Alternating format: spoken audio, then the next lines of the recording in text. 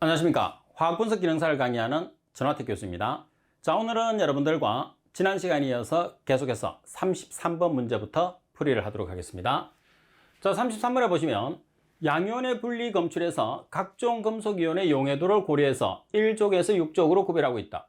제4족에 해당하는 금속은 어느 것인가? 자, 제4족에 해당하는 금속은 여러분들이 답을 외워주셔야 되겠죠. 아니면 원소 주기율표를 이용해서 그 물질을 암기를 하시는 게 가장 중요합니다. 그래서 답을 한번 보시면 되고요.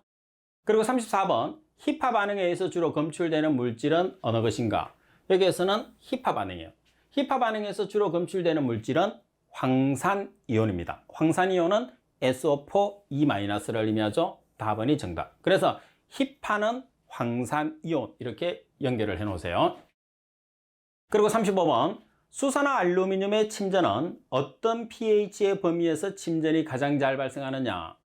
자, 수소나 알루미늄이라는 것은 OH와 알루미늄이 결합하는 거예요. 그죠? 따라서 수소나 알루미늄이 침전이 일어나는 경우에서는 중성에서 가장 침전이 잘 일어납니다. 왜 그러냐면 알루미늄이나 철이라는 물질들은 응집제거든요. 그래서 콜로이드성 물질들이 응집을 하기 위해서는 중성 근처에서 침전이 가장 잘 돼요. 근데 중성에서는 실제로 중성을 pH 7을 만들기 힘들잖아요. 그러니까 중성 전후, 중성이 pH가 7이니까 6에서 8 사이에서 침전을 가장 많이 시킬 수 있겠죠. 다시 말해서 응집제를 이용해서 알루미늄이라는 응집제를 이용을 해서 침전의 범위가 가장 좋은 pH를 찾아라는 그런 뜻입니다. 그래서 6에서 8 사이가 그래서 중성 전후라고 생각하시면 됩니다. 사람이 살기 가장 좋은 pH도 얼마죠? 건강 상태가 되려면 pH가 7이죠. 근데 pH 7을 못 맞추니까 사람은 육식을 하니까 약산성의 액성을 띠게 되는 거죠. 그리고 36번 문제를 보시게 되면 PB2+, PB 납입니다. 납 이가 이온을 확인하는 최종 확인 시약은 뭐가 되죠? 크로뮴산 칼륨이 됩니다. 그래서 크로뮴산 칼륨이 CrK2, CrO4죠. 그래서 납은이 정답. 그리고 37번 일정 압력 하에서 10도씨의 기체가 2배로 팽창했을 때 온도는 어떻게 되느냐고 그랬어요. 그러면 지금 문제 조건에서 팽창이라는 것은 뭐예요? 부피입니다. 부피. 그래서 여러분들이 지금 동일한 압력을 가진다고 했으니까 압력이 없어요. 그러면 T1분의 V1은 T2분의 V2라는 샤레르 법칙을 쓰거든요. 그럼 여기에서 T1이라는 게 10도니까 273 플러스 10K. 그러면 이때 V1이 얼마죠? 1이죠. 값이 없으니까. 자, 그리고 T2라는 값을 우리가 계산을 합니다. 그리고 V2라는 값은 2배가 됐다고 그랬어요. 그러면 V1의 2배니까 1 곱하기 2가 되는 거죠. 그러면 대입을 하세요. V1 자리에 1, T1 자리에 273 플러스 10K, 그리고 T2 자리에 미지수, V2 자리에 2를 대입을 하시면 T2라는 값이 얼마가 나오죠? 566K가 나왔어요. 그럼 정답을 한번 보세요. 정답에는 K 온도로 계산하는 게 아니라 도시 온도로 계산하죠. 따라서 K 온도를 도시로 바꾸는 방법이 뭐죠? K-273을 빼주시면 돼요. 그래서 566K에서 273을 빼면은 293도씨라는 값이 산출이 되는 거죠. 자, 정답은 나번이 정답. 자, 그리고 38번 문제를 보겠습니다. AgNH3 Ag는 은, NH3는 암모니아, Cl은 염소죠. 자, 여기에서 AgCl, 염화은의 침전을 얻기 위해서 사용되는 물질은 뭐냐고 그랬어요. 그러면 당연히 여기서 여러분들이 Ag와 Cl을 빼세요. Ag와 Cl을 빼면 NH3가 들어가는 우리가 질소화합물이 문제에서 정답이 된다는 거예요. 그래서 질소화합물이 정답이 되는데 주로 여기서 사용되는 것은 뭐냐면 질산을 쓰는 거죠. 질산. 따라서 나번이 정답이 됩니다. 자, 그리고 39번 문제를 보시게 되면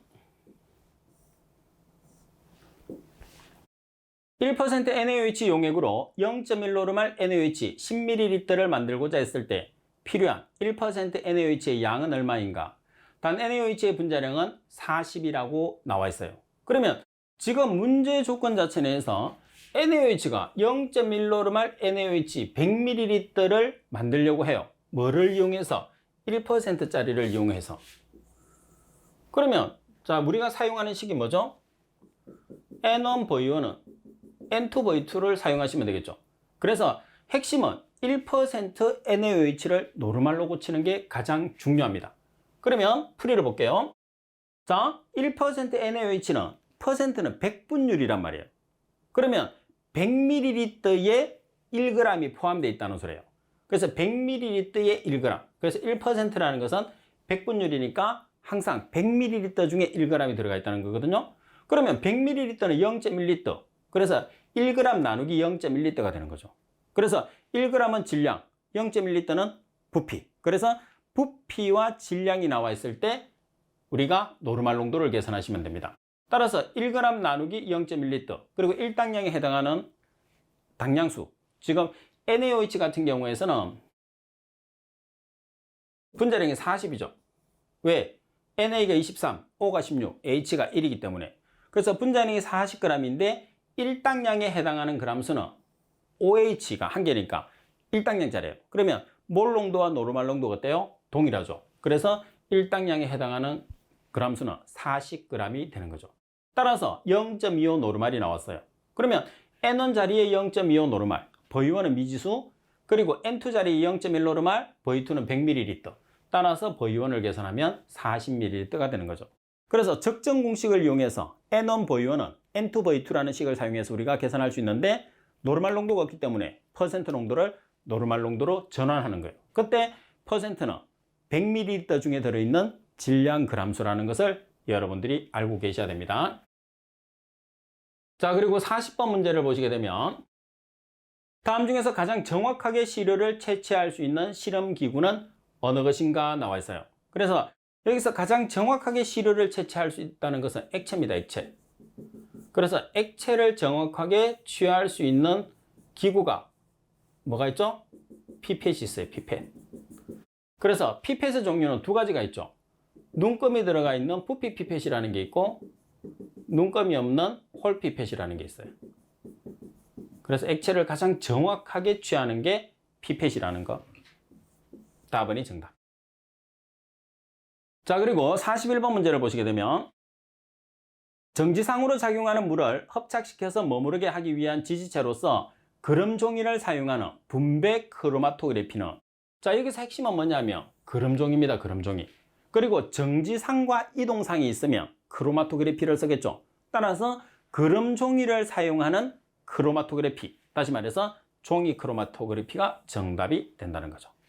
자, 잘 연상을 시켜서 답을 찾도록 하십시오. 그리고 42번 문제를 보시게 되면 전이차법 중에서 분성용 전지에서 용액 중의 분성 물질 농도나 다른 이온 농도와 무관하게 일정 값의 정극 전이를 갖는 것은 어느 것인가 그랬어요. 그래서 다른 이온 농도와 무관하게 일정한 정극 전이를 갖는다는 거예요. 그래서 일정하다는 것은 바뀌지 않는다는 거죠. 자, 여러분들이 뭐 초등학교 때나 중학교 때 체육 시간에 보면 체육 선생님이 기준을 한 명이 잡습니다. 그래서 기준 뭐 종대로서 횡대로서. 그럼 이 기준은 움직이나요? 움직이지 않나요? 안 움직여야 되는데 기준이 움직이면 뒤에 있는 사람들이 다 따라다니죠. 기준을 따라다녀야 된단 말이에요. 그래서 항상 일정한 값을 가지는 것은 기준값이 일정한 값을 가지는 거죠. 그래서 기준을 찾으시면 돼요. 그럼 정답은 뭐가 되는 거죠? 기준 정극이 정답이 되는 거죠. 그리고 43번 문제를 보시게 되면 비휘발성 또는 열에 불안정한 시료 분석에 가장 적합한 크로마토그래피는 어느 것인가 그랬어요. 자, 비휘발성이나 열에 불안정하다고 그랬어요. 비휘발성이나 열에 불안정한 시료. 그러니까 분석하기가 상당히 어렵다는 거죠. 정밀 분석을 해야 돼요. 그래서 고성능 액체 크로마토그래피를 이야기합니다. 따라서 라번이 정답. 그리고 44번 분자가 자외선 광에너지를 받으면 낮은 에너지 상태에서 높은 에너지 상태로 된다. 이때 흡수된 에너지를 뭐라고 하느냐고 그랬어요. 자, 무슨 말이냐 하면 자, 이 상태가 여기 상태입니다. 또는 덜 뜬 상태라고 해요. 자, 여기를 우리가 바닥 상태, 기저 상태라고 합니다. 자, 여러분들 에너지가 다 방출된 거, 에너지가 가득 찬 거. 그래서 여러분들이 바닥에서 여기 상태로 올라갔을 때는 에너지를 흡수해야 되겠죠. 자, 반면에 여기 상태에서 바닥 상태로 떨어졌을 때는 에너지를 방출하는 상태가 됩니다. 그래서 지금 설명하고 있는 것은 흡수된 에너지를 이야기한 거죠. 흡수된 에너지니까 지금 우리는 여기 상태를 이야기하는 것. 따라서 답은이 정답이 됩니다. 그리고 45번 문제를 보시게 되면 HCl 표준 용액 25ml를 채취하여 농도를 분석하기 위해서 0.1몰 NaOH 표준 용액을 이용하여 전이차 적정하였다. pH 7에서 소비량이 25.40ml라면 HCl의 몰 농도는 얼마인가? 0.1몰 NaOH 표준 용액의 역가는 1.09이라고 그랬어요.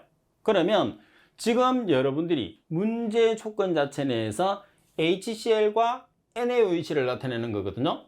그죠? 그래서 HCl의 몰 농도를 계산하시오 그랬으니까 자, 이 값을 보겠습니다. 그럼 HCl의 농도가 소요된 값이 부피가 V1 그리고 HCl의 몰 농도를 계산하라고 했으니까 M1. 자, 그리고 NaOH를 보겠습니다. 자, NaOH 0.1몰이니까 M1, 몰 농도로 나타내니까 M1으로 나타낼게요. 그 다음에 소비량이 25.40ml 했다니까 V1. 자, 그리고 역가는 1.09이니까 F2로 나타낼게요. 그럼 HCl의 몰 농도, 팩트가 없단 말이에요. 그러면 인자가 없으면, 팩트라는 인자가 없으면 1.0을 기준하시면 돼요. 따라서 적정에 관계되는 그 공식은 N1, V1, F1은 N2, V2, F2로 나타낼 수 있죠. 그런데 문제 조건에서 HCl, 일가물질입니다. 일당량. NaOH, 일가물질이 일당량. 그러니까 이 식이나 노르말 대신에 몰 농도를 써도 값의 변화는 없어요.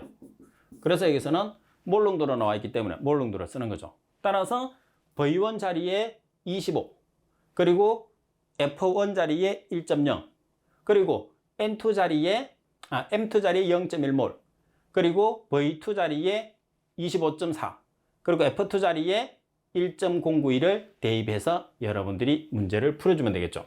그래서 여기서는 NaOH를 전부 다 2로 나타내면 됩니다. 2. 그래서 미지수가 뭐가 나오죠? HCl의 M1이라는 미지수가 나오게 되죠.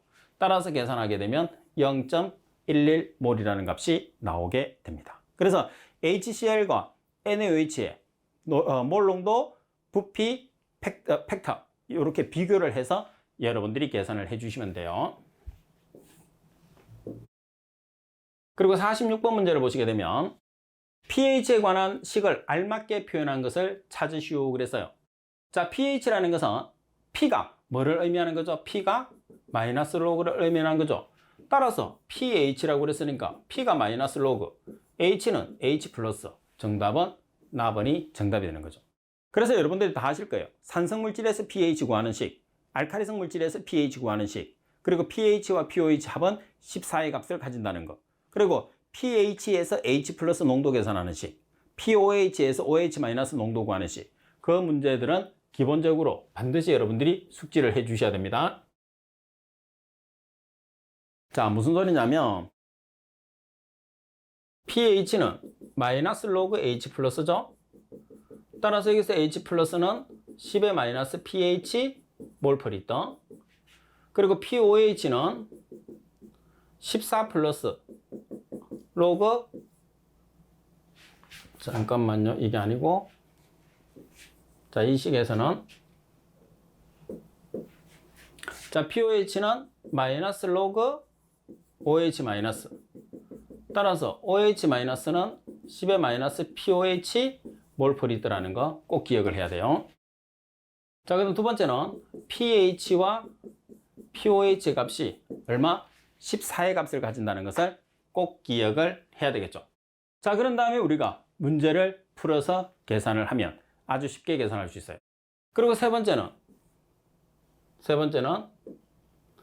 산성물질에서 산성물질에서 pH는 마이너스 로그 H 플러스.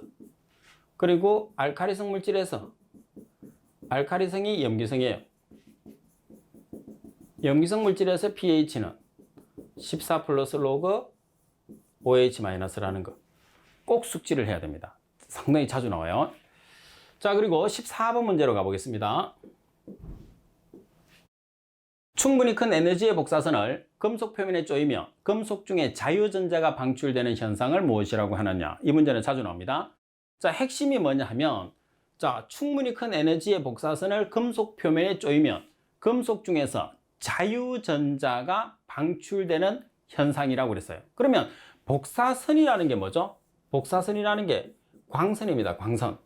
따라서 문제 조건에서 광선이 들어가 있는 게 뭐예요? 광전효과죠. 광전효과. 그래서 가번이 정답입니다.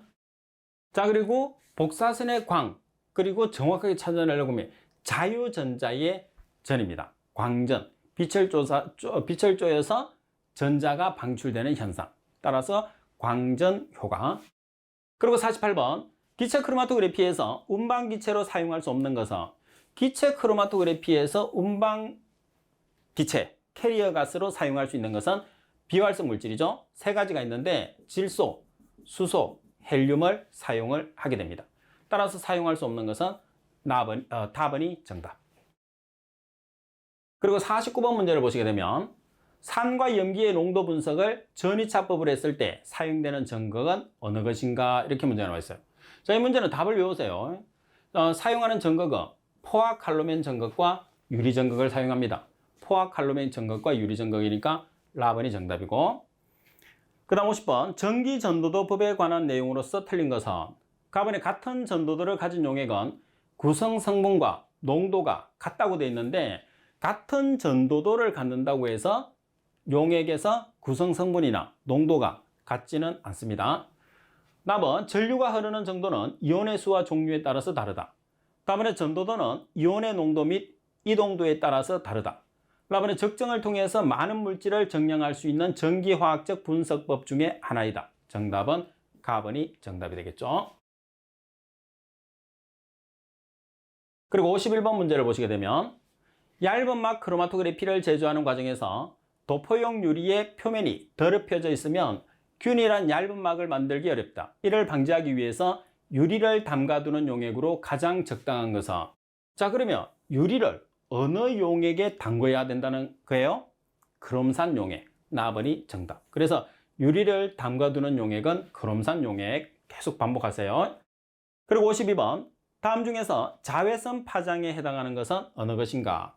팁을 한번 볼까요? X선은 0에서 200, 그리고 자외선은 200에서 400, 그리고 가시광선은 400에서 800, 적외선은 800 이상. 자, 그러면 보통 여러분들이 표현을 했을 때 지금 문제 조건에서 자외선이라고 되어 있어요. 자외선은 200에서 400 나노미터가 되니까 200에서 400 나노미터는 갑은 300 나노미터가 정답이 되겠죠. 그리고 53번 문제를 보시게 되면 분광광도계를 이용해서 측정한 결과 투과도가 10%였다면 흑광도는, 자, 흑광도 문제가 상당히 많이 나옵니다. 따라서 흑광도 A는 로그 투과도분의 1이에요. 지금처럼 투과도나 투과 퍼센트가 나오면 이 값을 그대로 사용하시면 됩니다. 10%니까 0.1을 대입하면 1.0이라는 값이 나오죠. 자, 그런데 문제 조건 자체 내에서 투과도가 나올 수도 있지만 흡수도가 나올 수도 있단 말이에요. 그래서 투과도가 투과 퍼센트입니다. 흡수도가 흡수 퍼센트예요. 두 개를 합치면 몇 퍼센트가 되느냐? 100%가 되는 거죠. 그래서 만약에 투과 퍼센트가 나와 있지 않고 흡수율이 나와 있으면 100에서 흡수율, 흡수 퍼센트를 빼서 대입을 해야 된다는 것을 꼭 기억을 해야 돼요. 그 이유는 우리가 로그 투과도분의 1에서 이 투과도가 투과 퍼센트거든요. 그러면 흡수 퍼센트가 나오면 흡수 퍼센트를 넣으면 안 된다는 거죠. 꼭 기억하세요. 그럼 54번 문제를 보시게 되면 불꽃 없는 원자와 기기의 특징으로서 틀린 것은, 가번에 감도가 매우 좋다. 나번에 시료를 전처리 하지 않고 직접 분석이 가능하다. 다번에 산화작용을 방지할 수 있어서 원자화 효율이 크다. 나번에 상대 정밀도가 높고 측정 농도 범위가 아주 넓다라고 되어 있는데 불꽃 없는 원자와 기기는 상대 정밀도가 상당히 낮습니다. 그리고 측정 농도 범위가 아주 좁은 게 가장 큰 단점이에요. 따라서 설명이 잘못된 것은 라번입니다. 그리고 55번 문제를 보겠습니다. 기체 크로마토그래피에서 정성 분석은 무엇을 이용해서 하느냐 이렇게 문제가 나와 있어요. 그래서 정성 분석이라는 것은 크로마토그램의 머무름 시간을 이용을 하죠. 따라서 정량 분석과 정성 분석이 있는데 정성 분석은 머무름 시간입니다. 머무름 시간. 라번이 정답. 그리고 56번에 보면 제일류 위험물에 관한 내용으로서 틀린 것은 가번의 분해에서 산소를 방출한다. 그리고 나번 다른 가연성 물질의 연소를 돕는다. 다번에 모두 물에 접촉하면 격렬한 반응을 일으킨다. 자, 격렬한 반응을 모든 인류가 다 그런 건 아니에요. 그 중에 몇몇은 격렬한 반응을 일으키지만은 모든 인류 위험물은 아니라는 거. 그리고 불연성 물질이지만은 환원성 물질 또는 가연성 물질에 대해서 강한 산화성을 가진다고 그랬어요. 다시 말해서 인화성 물질에 산소를 공급하는 역할을 하기 때문에 상당히 위험한 물질이다. 그런 뜻이겠죠? 답번이 정답. 자, 그리고 57번 문제 보시면 다음 중에서 인화성 물질이 아닌 것은 인화성 물질이라는 것은 탈 수 있는 성분이죠. 그래서 주로 C와 H와 O와 N과 S로 이루어진 물질이 인화성 물질입니다. 가번의 질소, 나번의 벤젠, 다번의 메탄올, 라번의 에틸알코올. 그래서 이 중에 가장 대표적으로 반드시 C와 H는 들어가야 됩니다. 그 중에서도 C는 반드시 들어가야 되죠. 그래야지 가연 성분이 되죠. 따라서 질소는 가연 성분이 아니죠. 질소는 조연 성분입니다. 그리고 58번 H 플러스와 OH 마이너스의 곱이 KW, 다시 말해서 물의 이온 곱이죠. 상온에서 물의 이온 곱 KW의 값은 얼마냐? 여기서 W가 워터의 약자입니다. K는 상수. 그래서 워터 상수, 다시 말해서 물의 이온 상수겠죠. 자, 물의 이온 상수는 얼마의 값을 가지나요? 1.0 곱하기 10의 마이너스 14승의 값을 가지죠. 그러면 H 플러스나 OH 마이너스는 각각 얼마를 가지나요? 1.0 곱하기 10의 마이너스 7승몰의 값을 가지게 되는 거죠. 따라서 정답은 답번이 정답. 자, 그리고 59번 문제를 보겠습니다. 초임계 유체 크로마토그래피법에서 이동상으로 가장 널리 사용되는 기체는, 자, 이동상으로 가장 널리 사용되는 기체는 이산화탄소입니다. 그래서 CO2, 가번이 정답. 자, 그리고 60번 전해결과 두 전극의 전지가 생기면 이것이 외부로부터 가해지는 전압을 상쇄시키는 기전력을 내는데 이것을 무엇이라고 하느냐고 그랬어요.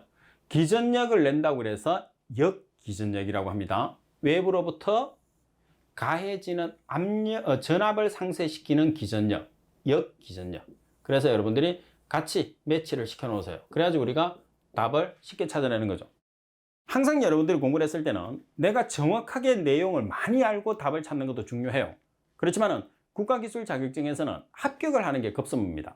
내가 아무리 공부를 많이 해도 떨어지면 아무 소용이 없어요. 그래서 제가 말씀드릴 때 답을 매치를 시키세요. 조금이라도 답을 쉽게 암기를 하세요. 그러면 그 내용을 잘 기억을 해뒀다가 조금 더 쉽게 그리고 정확하게 헷갈리지 않게 기억하는 게 가장 중요합니다. 자, 오늘도 여러분들 수업을 듣는다고 고생 많이 하셨습니다. 항상 오늘처럼 집중해서 수업을 들을 수 있도록 하세요. 자, 오늘은 수업을 이것으로 마치도록 하겠습니다. 수고하셨습니다.